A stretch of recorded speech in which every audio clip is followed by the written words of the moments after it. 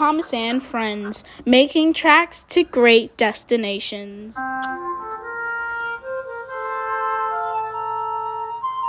Dear Christopher, here is your friend Thomas the Tank Engine.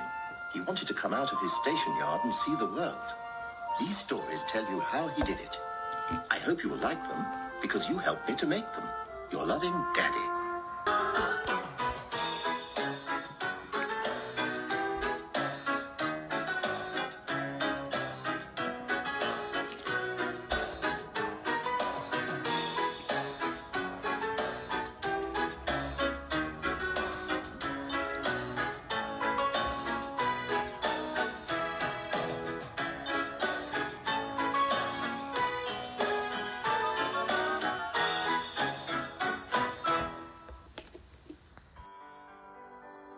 The island of Sodor is surrounded by a beautiful blue sea.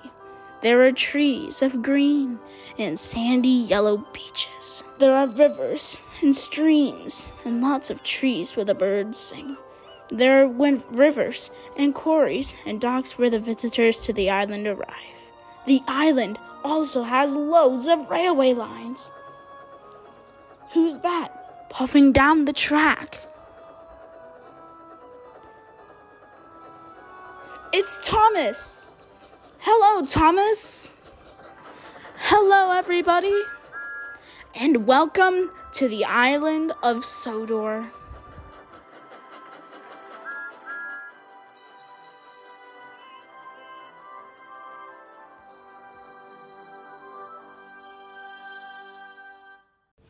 Engines on the island of Sodor are many different colors: brown, red, blue, and more.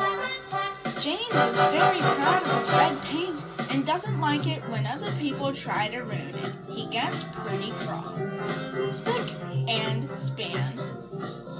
Everyone was at Tigmouth Sheds right after Gordon had sent Diesel away with his delivery. Gordon wasn't charged since Sir Topham Hatt was sick. Earlier that morning, Gordon told James that he was in the best-dressed engine competition. James was very excited, since he was the brightest, reddest engine on Sodor. James puffed away. James was just puffing by the docks when Salty was reversing with some cars full of flour. "Whoa! Salty! Stop!" James called. But Salty's engine filled his hearing and canceled James's voice. And he rammed into James's buffers and the trucks flew into the air. And all the flour landed on James. "Oh no! My paintwork! Salty!" "Oh, sorry, me hearty. I didn't see you, but you probably should have moved. Hopefully you can get cleaned up," Salty said. Salty moved out of James's way, and James continued on his way, hoping that the rest of his day would go right. James was headed to the engine works when a rock hit his boiler and scraped off some paint.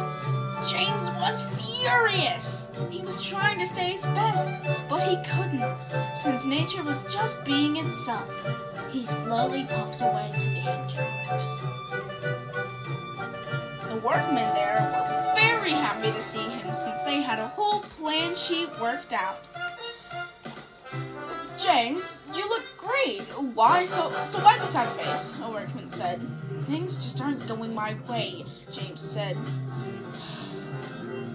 "Well, we know you're to look your best, so don't stress out," another workman said. James started to feel a little bit happier, but not fully. James got a shiny pair of blue wheels and a new coat of paint added with decals. James was absent for a few hours, but by tea time when the competition started, James felt like a new engine.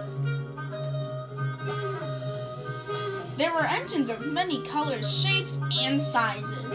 James was proud of his new paint and design, but he didn't feel like he was going to win.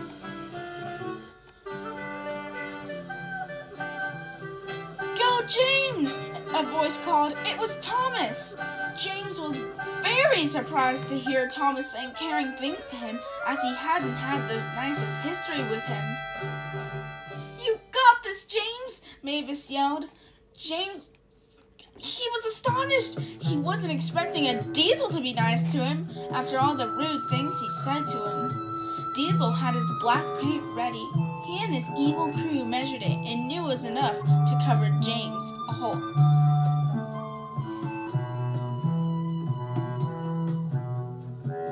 He snickered away.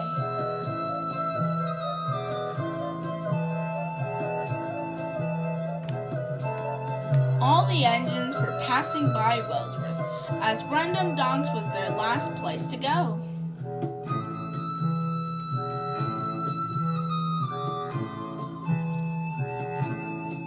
Diesel was ready to take action. James was about to pass Wellsworth when Diesel stopped his hardest. "Oops!" he yelled to himself. The paint flew into the air. "Whoa!" James yelled. He put on his brakes. "Whoa! Hey, keep on moving! The show has to continue," an engine said. "Ow! Stop moving!" "Yeah, keep on puffing, man!" But James couldn't do anything. He closed his eyes, and it all happened at once. James had turned all black from firebox to his footplate. James was very cross. "My beautiful paintwork! Well, because of you, the show was at a complete standstill, and now none of us can win, thanks to you," said the engines behind him. James felt humiliated. "I'm sorry, I didn't mean to." The next morning, when all the paint was scraped off and had its old paint again, Sir Topham Hatt appeared out of nowhere.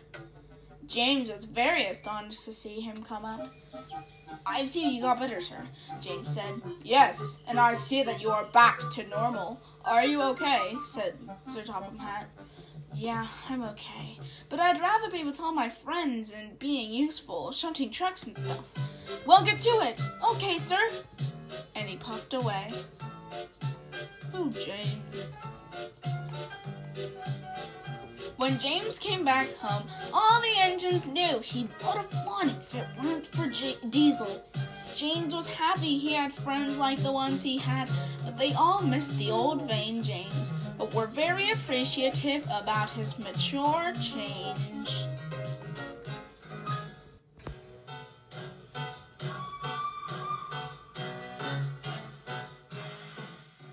They're 2, they're 4, they're 6, they're 8, shunting trucks and hauling freight, red and green and brown and blue. They're the really useful crew, all with different roles to play. Around Tidmouth sheds are far away, down the hills and round the bends, Thomas and his friends.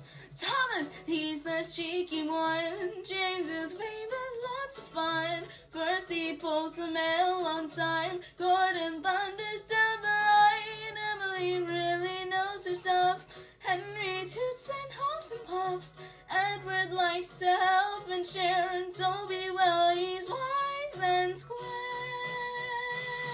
They're 2, they're 4, they're 6, they're 8, shunting trucks and hauling freight, red and green and brown and blue. They're the really useful crew, all with different roles to play. Around Tidmouth sheds are far away, down the hill